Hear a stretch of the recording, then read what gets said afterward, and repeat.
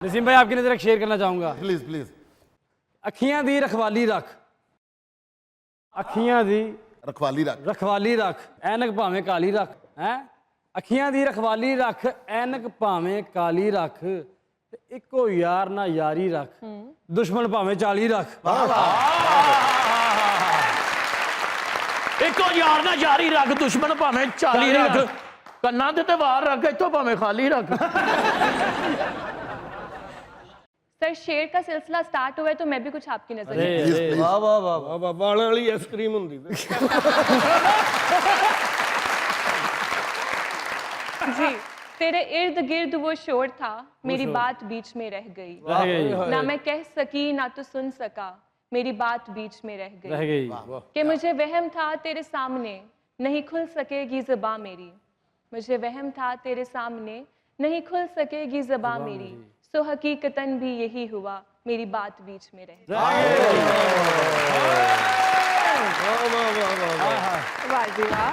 अस्सलाम वालेकुम वालेकुम सर, अस्सलाम। Welcome to the show. की हाल चाल ठीक ठाक है? सर सर दुनिया ਦਾ ਵਾਹਦ ਬੰਦਾ ਜੀ ਜਿਹਦੀ ਖਾਤਰ ਮੈਨੂੰ ਗੋਡਿਆਂ ਤੇ ਪਰਫਿਊਮ ਲਾਣਾ ਪੈਂਦਾ। ਤੁਹਾਡੇ ਗੋਡਿਆਂ 'ਚ ਵੀ ਬੋ ਹੀ ਜਾਂਦੀ।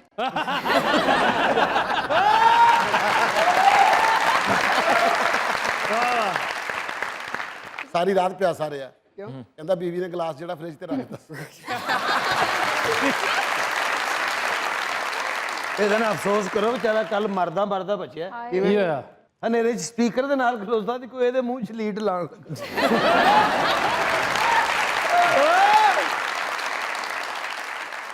ਕੱਲ ਮੇਰੇ ਕੋ ਵਿਚਾਰਾ ਉੱਚੀ ਉੱਚੀ ਰੋਈ ਗਿਆ। ਮੈਂ ਕਿਹਾ ਕੀ ਹੋਇਆ? ਕਹਿੰਦਾ ਮੈਨੂੰ ਅਕਰਮ ਕਹਿੰਦਾ ਮੇਰੇ ਸਿਰ ਤੇ ਐਸ਼ ਕਰ।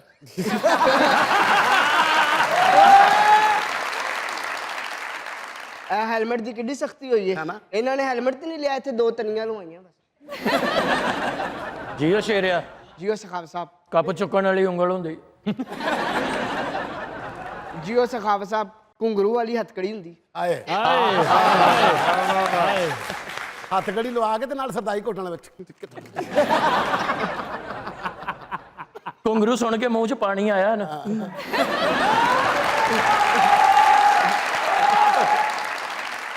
ਘੁੰਗਰੂ ਨੇ ਜਾਂ ਨਗਟਸ ਨੇ ਜਿਹੜਾ ਮੈਨੂੰ ਮੂੰਹ 'ਚ ਪਾਣੀ।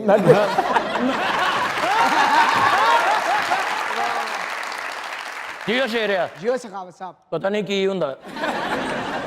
ਜੀਓ ਸਖਾਵਤ ਸਾਹਿਬ, ਗੁੰਗੇ ਕੋਲੋਂ ਗਾਲਾਂ ਖਾਧੀਆਂ ਹੁੰਦੀਆਂ। ਓਏ ਉਹਦੀ ਗਾਲ ਵੀ ਬੜੀ ਗਹਿਰੀ ਹੁੰਦੀ ਹੈ।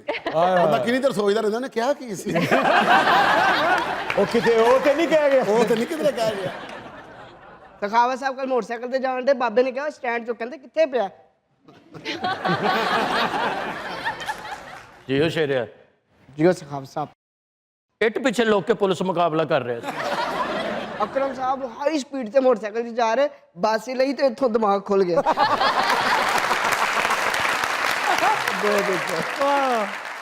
ਅੱਛਾ ਅਕਰਮ ਜਿੰਨੀ ਮਰਜ਼ੀ ਸਪੀਡ 'ਚ ਜਾ ਰਿਹਾ ਲੱਗਦਾ ਮੋਟਰਸਾਈਕਲ ਖਲੋਤੀ ਹੈ ਤਾਂ ਕਿਹੜਾ ਵਾਲ ਉੱਡਦੇ ਨੇ।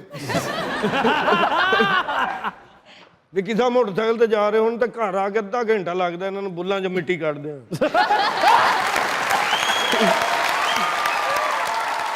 ਉਸਤਾਦ ਬਣਾਉਣੇ ਵੀ ਊਂਠ ਨੂੰ ਕਿਹਾ ਬੁੱਲੜ, ਅੱਗੋਂ ਨੇ ਕਿਹਾ ਸੇਮ ਟੂ ਯੂ।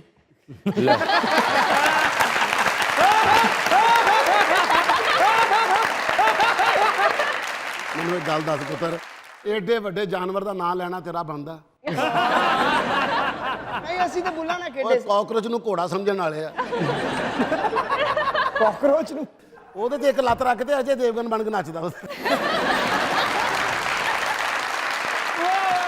ਕਾਕਰੋਚ ਦੇ ਰੋ ਪਾਂਡਿਆ ਸੀ, ਉਹਨੂੰ ਕਹਿੰਦੇ ਸੀ ਹਮੇ ਸੰਗੇ ਗਟਰ ਮੇ ਲੈ ਚਲੋ।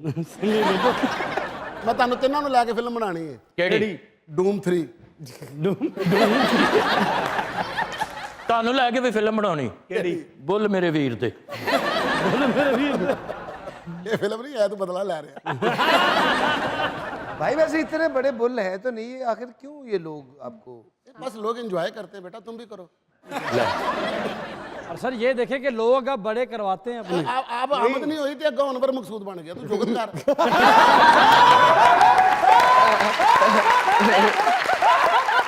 अच्छा भाई ਨੂੰ ਮਾਸ਼ਾਅੱਲਾ ਡਾਂਸ ਦਾ ਇੰਨਾ ਸ਼ੌਕ ਹੈ, ਲਾਈਟ ਗਈ ਵੀ ਹੋਵੇ ਨਾ ਕੋਈ ਖੰਘ ਪਵੇ ਉੱਥੇ ਵੀ ਨੱਚ ਪੈਂਦੇ ਨੇ।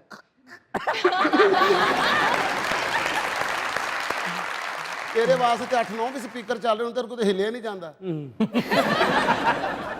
नहीं मैं नाचता नहीं। ਜੀਓ ਸ਼ੇਰਿਆ जियो ਤੂੰ ਨਹੀਂ ਨਾਚਦਾ ਜਿੰਨਾ ਤੂੰ ਨੱਚਿਆ ਨਾ ਕੋਈ ਨੱਚਿਆ ਹੀ ਤੂੰ ਤੇ ਆਪਣੇ ਨਾਚਤੇ ਤੇ ਵੀ ਨਾਚਤੇ ਹੈ ਨਾਚਦੇ ਤੇ ਵੀ ਨਾਚਦੇ शेर दा बच्चा क्लीन शेव कराइए ना तो इस तरह का हो जाता है जी। ਪਿੰਡ ਦੀ ਤਾਸ਼ ਤੇ ਬਾਰਿਸ਼ ਪੈ ਜਾਣਾ ਤੇ ਇਹੋ ਜਿਹਾ ਗੋਲਾ ਹੁੰਦਾ ਈ एक जगह तकरीर करें गए ने सखावत साहब ਅੱਛਾ ਬਾਹ ਫੁੱਲ ਚੁੱਕੀ ਹੈ ਨਾ ਓਏ ਵਾਹ ਵਾਹ ਵਾਹ ਉਹਦੇ ਕੋਲੋਂ ਚੰਡ ਨਾ ਸੁਣ ਲਈ एक जगह तकरीर करें गए ने सखावत साहब अच्छा। उन्होंने कहा आप अपनी यूथ के साथ कोई बात करें उनको कहने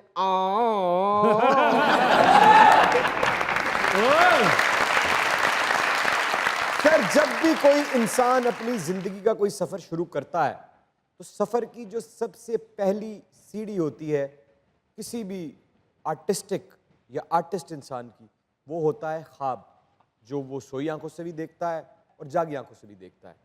जब आपने अपनी जिंदगी का सफर शुरू किया तो क्या आपने यही सोचा था कि इतनी कामयाबी इंटरनेशनल लेवल तक अपना टैलेंट दिखाने का मौका, खूबसूरत घर, पैसा, इतना नाम, इतना फेम, इतने बड़े सुपरस्टार, यह ख्वाब इससे छोटा था या इससे भी बड़ा था? ईमानदारी वाली बात है कि मुझे इस बात का अंदाज़ा था ही नहीं कि मैं कभी मतलब आर्टिस्ट बन सकूंगा और आज भी मुझे ऐसा ही लगता है कि बात तुक्का लगा ये अल्लाह ताला की रहमत है बाकी कोई ऐसी चीज़ नहीं है क्या बात क्या बात? वाह वाह तो शुरुआत में आपकी क्या ख्वाहिश थी, आप क्या मांगा था आपने अल्लाह ताला से कि कितना मिल जाए तो काफ़ी है? आप यकीन करो ये बिल्कुल ट्रू है कि मैं बचपन में यही ख्वाब था कि एक मोटरसाइकिल भी आ जाएगी ना ज़िंदगी में तो काफ़ी होगा क्योंकि एक बंदा अपना जब सुबह सो के उठता है तो रात को 3 बजे या 2:30 बजे अपने बाप के साथ वो नान लगवाता है फिर उसके बाद उसके सामने बच्चे क्रिकेट खेलने के लिए जा रहे हैं वो देख रहा है वो बैट की तरफ देख रहा है सबको देख रहा है कि ये खेलने के लिए जा रहे हैं उसके दिमाग में ख्याल आ रहे हैं फिर दोपहर में देखता हूँ वो वापस आ रहे हैं तो मैं उधर ही खड़ा हूँ तो ये सारी चीज़ें देखे फिर उसके बाद कोशिश करता हूँ कि कुछ ऐसा हो आपके जाए आपके बचपन से हालात ने महरूमी थमाई आपके हाथ में?